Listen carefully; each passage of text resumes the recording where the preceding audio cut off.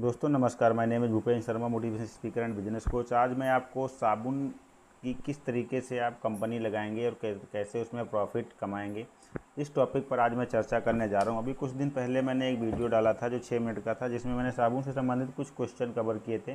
तो मैंने सोचा क्यों ना इस टॉपिक पर लॉन्ग वीडियो बना दिया जाए। यहाँ पर आपको गवर्नमेंट मदद करती, जहाँ पर आपको सिर्फ 3 लाख रुपये की आवश्यकता पड़ती, बाकी जो है आपका गवर्नमेंट पे करती है। यहाँ पर आपको बिजनेस आइडियाज़ मैं आपको बताने जा रहा हूँ, जो साबुन बनाने का बिजनेस आपकी किस्मत का ताला खोल सकता है। और सरकार भी इसमें इन्वॉल्व है, सरकार आपको इसमें मदद करेगी। तो इस वजह से आपको बिजनेस करना चाहिए। मेरे हिसाब से अगर आप बिजनेस करते हो तो यहाँ पर भारी प्रॉफिट आपको देखने को मिल जाता है। तो यहाँ पर कैसे बिजनेस करना है, ये पूरी जानकारी यहाँ पर हम आपको देंगे। ठीक है, तो चलिए स्टार्ट करते हैं। तो सबसे पहले आ जाते हैं, अगर आप भी अपना कोई बिजनेस शुरू करने को सोच रहे हैं लेकिन समझ में नहीं आ रहा है कि क्या करें, तो आज हम आपको एक बेहतरीन बिजनेस आइडिया दे रहे हैं। इस बिजनेस को शुरू कर आप शानदार कमाई कर सकते हैं। दरअसल हम बात कर रहे हैं साबुन बनाने के बिजनेस के बारे में।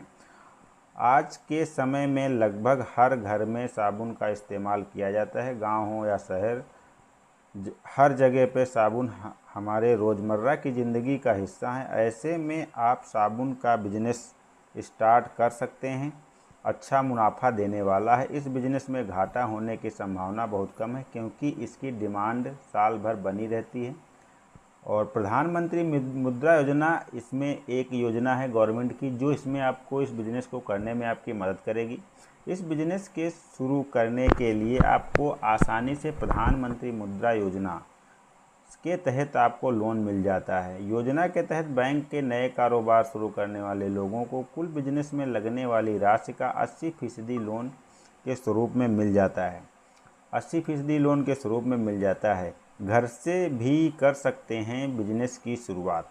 साबुन के लिए बिजनेस को शुरू करने के लिए सबसे पहले आपको जगह की ज़रूरत पड़ती है। अगर आप इसे छोटे स्तर पर शुरू करना चाहते हैं तो आप कम से कम 750 स्क्वायर फीट ज़मीन की आवश्यकता होती है। वहीं पर अगर आपका घर है तो और भी अच्छा है। वहीं अगर आपका घर बड़ा है तो आप अपने घर से भी शुरू कर सकते हैं। इसके अलावा साबुन बनाने के लिए आपको मशीन की भी आवश्यकता पड़ती है। कितने की आएगी लागत, कितना होगा मुनाफा? बता दें कि साबुन की मशीन खरीदने के लिए आपको करीब 1 लाख रुपए की ज़रूरत होगी। अगर आप सारे खर्चे की बात की जाए तो दुकान खरीदने से लेकर कर्मचारी मशीन के खर्चे को लगभग 4 से 5 लाख रुपए तक की शुरुआत खर्च लगने होंगे। वहीं अगर एक बार आपका बिजनेस चल जाता है तो यहाँ पर 30 से 35% तक का प्रॉफिट मार्जिन है। किस तरह से साबुन का व्यापार होगा, इतने तरह से कितने तरीके के साबुन का व्यापार किया जा सकता है? तो साबुन कई तरीके के होते हैं, जैसे बर्तन धोने का साबुन, कपड़े धोने का साबुन, नहाने का साबुन, चेहरे धोने का साबुन, या फिर इस रोज़ इस्तेमाल किए जाने वाला साबुन। अन्य सौंदर्य प्रसाधन हैं जो आप रोज़ाना के उपयोग कर सकते हैं। इन साबुनों का इस्तेमाल अलग अलग कामों में किया जाता है, तो आप इन साबुनों का निर्माण भी आसानी से कर सकते हैं। साबुन का उपयोग बहुत सारे लोग कर रहे हैं। साबुन उद्योग विश्व का सबसे पुराना उद्योग है। वर्तमान 20% आदमी इसका उपयोग नहीं करता है, बाकी 80% इसका उपयोग करता है। वर्तमान में 20वीं सदी में साबुन उद्योग का बहुत तेज़ी से विकास हुआ। साबुन यानी सोफ़ा का इस्तेमाल प्रत्येक व्यक्ति कई तरह की सफाई के लिए करता है, इसलिए प्रत्येक परिवार की साफ़ सफाई के लिए साबुन, पालतू जानवरों की साफ़ सफाई के लिए साबुन, चर्म रोग स्पेशल साबुन, खुशबू वाला साबुन जैसे मानव की साफ़ सफाई के प्रति जागरूक बढ़ती जा रही है। वैसे वैसे साबुन उद्योग यानी सॉप इंडस्ट्री का विकास होता जा रहा है। इस उद्योग में आवश्यकता ही नहीं बल्कि आवश्यकता ही बन गया है। आज के समय में कोई भी व्यक्ति बिना साबुन के जीवन के बारे में सोच भी नहीं सकता। सुबह से लेकर शाम तक इसे 2-3 किस्म के साबुन की आवश्यकता पड़ती है। इसलिए साबुन बनाने का व्यवसाय करने के लिए आपका बहुत अच्छा बिजनेस आइडिया है। किसी भी बिजनेसमैन के लिए साबुन बनाने का व्यवसाय सदाबहार बिजनेसमैन भारी प्रॉफिट, अच्छा प्रॉफिट मार्जिन दे सकता है। हर व्यक्ति की ज़रूरत है साबुन। हम आपको यहाँ पर कुछ आंकड़े आपको हम बताते चलते हैं। सामूहिक तरीके से साबुन उद्योग की व्यापारिक उपयोगिता के बारे में बात करें तो वैश्विक व्यापार जगत में संपूर्ण स्थान है। एक अनुमान के अनुसार साबुन उद्योग का बाजार में 7% की रफ्तार से बढ़ रहा है। आने वाले समय में व्यापार की रफ्तार और तेज़ी हो जाएगी। एक सर्वे में बताया गया है कि 98% घरों में साबुन का इस्तेमाल किया जाता है। अगर वही बताया जाए कि साबुन लोकल कंपनियों द्वारा सस्ता माल लाने तथा छूट आदि सुविधाओं के कारण गांव में साबुन की मांग तेज़ी से बढ़ गई है। मॉइस्चराइजिंग हर्बल और बेबी सोप के मार्केट में बहुत अच्छी डिमांड है। इस प्रोडक्ट के लिए अच्छी डिमांड होने के साथ इसमें भारी प्रॉफिट भी आपको मिलता है। साबुन को कहाँ कहाँ बेचा जा सकता है? साबुन यानी सोप को कहाँ कहाँ बेचा जा सकता है? साबुन के बड़े बड़े ग्राहक हैं और इस पर सर्च करने वाले जानकर लोगों का मानना है कि कुछ ऐसी इंडस्ट्री और कारोबार हैं जहां पर आप साबुन को अच्छी खपत कर सकते हैं। वहां पर बिजनेसमैन संपर्क करके आपसे प्रोडक्ट को बेचने की कोशिश करें तो उसको भारी मात्रा में साबुन आसानी से बिक सकता है। इससे अच्छी आमदनी भी कर सकते हैं। ऐसे प्रमुख स्थानों पर आप साबुन को बेच सकते हैं। प्रत्येक मार्केट में आप साबुन को बेच सकते हैं। होटल में बेच सकते हैं, रेस्टोरेंट या कैंटीन में बेच सकते हैं, इवेंट प्लानर में बेच सकते हैं, डेकोरेटर में, हॉस्पिटल में बेच सकते हैं, ऑफिस में बेच सकते हैं, ऑटो रिपेयरिंग सेंटर में, मोबाइल मेंटेनेंस इंडस्ट्री यूनिट में, ऑटोमोबाइल्स, यानी हर जगह पे आप जो है साबुन की डिमांड होती है, आप वहाँ पर बेच सकते हैं। मार्केट और ग्राहक की तलाश। सोप मेकिंग बिजनेस शुरू करने से पहले यह सोचें कि पैसा व कारीगर लगाकर प्रोडक्ट को तैयार किया जा सकता है, लेकिन इस प्रोडक्ट को कौन खरीदेगा, कहाँ बेचा जाएगा? जो प्रोडक्ट हम बना रहे हैं उसके खरीदार हैं भी या नहीं? जिस बिजनेसमैन को यह भी सोचना चाहिए। ग्राहक की मर्जी चलती है। इसके लिए हमें सबसे पहले ग्राहकों की मार्केट की तलाश करना होगा। इसके बाद यदि पसंद को देखना होगा। पसंद के अलावा ग्राहक की परचेजिंग कैपेसिटी भी देखनी होगी। यह भी देखना होगा कि सभी तक ग्राहक कौन सा प्रोडक्ट इस्तेमाल कर रहे थे और अब आगे कौन सा प्रोडक्ट इस्तेमाल करेंगे। हम इस प्रोडक्ट को और अच्छा किस तरीके से बना सकते हैं कि ग्राहक हमारे प्रोडक्ट को भी आकर्षित हो जाए। इस सारी चीज़ों को अच्छी तरीके से खंगाल लेना चाहिए। इसके बाद ही आप प्रोडक्ट का चुनाव करके बिजनेस प्लानिंग करनी चाहिए। प्रोडक्ट क्यों खरीदेगा कस्टमर? बिजनेसमैन चाहें तो इस तरह से भी सर्वे कराए जा सकते हैं, लेकिन ये सर्वे थोड़े महंगे और अधिक समय वाले होते हैं, इसलिए इस तरह के सर्वे से आप कराना अच्छी बात नहीं है। अगर आपके पास पैसे हैं तो आप करा सकते हैं। जहां आप बिजनेस वाली एरिया में पढ़े लिखे बेरोज़गार युवाओं को इंसेंटिव के आधार पर इस तरह का काम उन्हें दे सकते हैं। उन्हें कंपनी की ओर से प्रचार सामग्री के साथ प्रश्नोत्तरी भी देनी अनिवार्य है।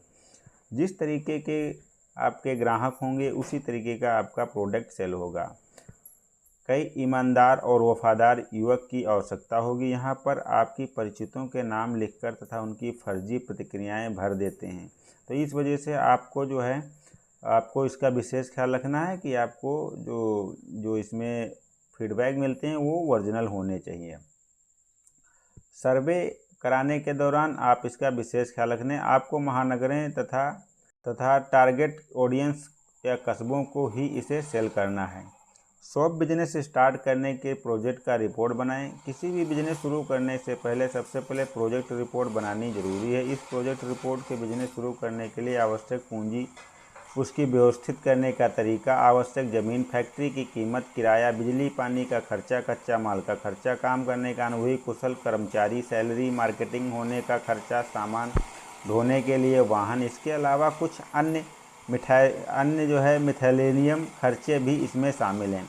इसके अलावा प्रोजेक्ट रिपोर्ट में बिजनेस प्रोडक्शन से लेकर के प्रोडक्ट की बिक्री तक की योजना बनाई जाती है। इसके कई चरणों में विभाजित किया गया है। प्रोडक्ट की रिपोर्ट को दर्ज काम करने के तरीके से स्टेप बाय स्टेप लागू करने की बिजनेस में बहुत अच्छी सोच होती है। इसके लिए नतीजे अच्छे आपको आते हैं, कारोबार में मुनाफा अच्छा मिलता है।